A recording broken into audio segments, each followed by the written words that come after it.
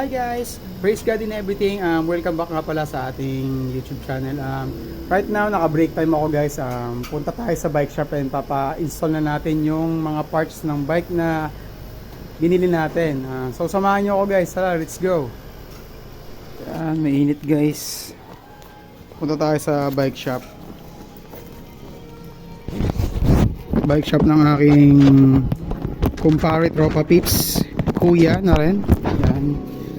Trusted mechanic slash everything. Tara guys, mauna na ako. Dito lang yung malapit sa pinagtatrabahoan ko guys. Kaya mabilis lang tayo makapunta. Gamit ko nga pala ang ating bike na si Weapon. Ito natin papalagay yung mga pyesa na binili natin. Kaya stay tuned guys for more videos and for any updates. And guys, as you can see, dito tayo nagtatrabaho sa Legends. Kita ba sa frame? Sa video frame? Hindi. Naka-break lang ako kaya kailangan ko magbadali.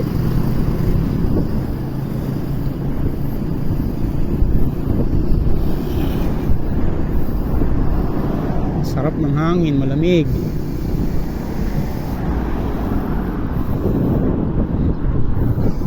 Ayan na guys, Franken Creek. Dito tayo. Sana walang ginagawa. Yun, mukhang wala.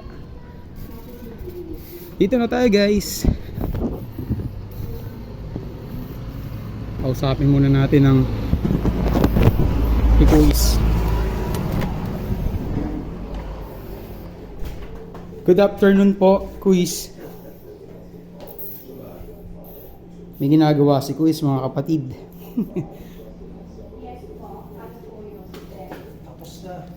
Hi te, kumain na ba kayo? Welcome to my vlog. Naka-record ako for this lunch break na to.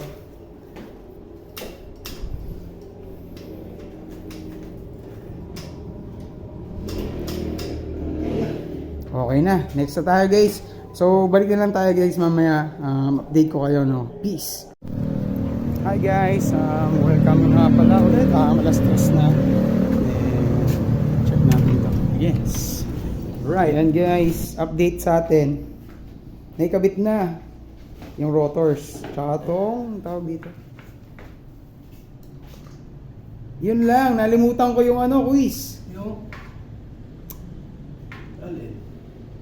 meron akong sa bahay eh. Ano? Yung Pro. Ayaw, club. Oo, kaya na. Hindi pa nakabit yan. Sige. Ano? Maaga. Ayun pa yung... Hi guys, ito na yung update. Nakabit na lahat. Hindi ko na na-video lahat ng mga kinabit. Kasi umuwi ako kanina ng alas 3 sa bahay. Then, syempre, kinuha natin yun. Then, ito yung mga na. Ito na yung nakabit. Papakita ko sa inyo guys.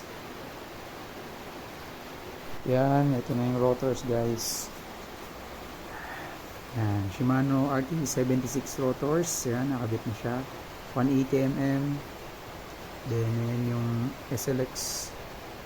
Yan. Medyo madilim lang guys kasi gabi na. Pasensya na kayo. Then yung lever. SLX na tayo. Medyo messy pa yung kasi kailangan pa natin ayusin yung mga cabling niya. Kailangan pa natin ng bibibilin pa tayo yung dyan. Parang ito yung ganito. Yung ganito. Yan. Gusto natin ng ganyan. Yan. Yung isa pang SLX na Ano pa ba? Ito yung natin. Dropper post natin. Very naman. Tapos na lahat. Yan. Ito yung sa rear naman din. 180 rin to. RT76 din Shimano. So far, wala naman naging problema guys. Kaya, thanks God. Medyo kinakabahan ako. Baka kinakabahan ako kanina nung kinakabit dahil Ito yung nalimutan natin guys. Ito muntigan ng akala ko hindi papasok to kanina. Medyo kinabahan tayo ng konti doon. Pero all goods naman. Yan. Okay na siya. Kita nyo. Then yun, guys, salamat sa panonood sa ating video for today. Hope marami pa tayong videos na magagawin in the future. And doon sa bike shop, lagi na tayo magre-record ng mga tambay natin doon pagka nandun tayo sa bike shop. Then mag-review na rin tayo ng mga pinayagan tayo ng natin doon, ng owner na mag-video ng mga parts ng bike for us to review. Yan. Hopefully, sooner or later, yan. That's it, guys. And remember, God is always with us, and whenever we feel may mga emptiness sa ating puso, lagi tayo magpe-pray at seek ye first the kingdom of God, and all these things shall be added unto you. Yun lang po, and salamat sa panonood. God bless us, and peace.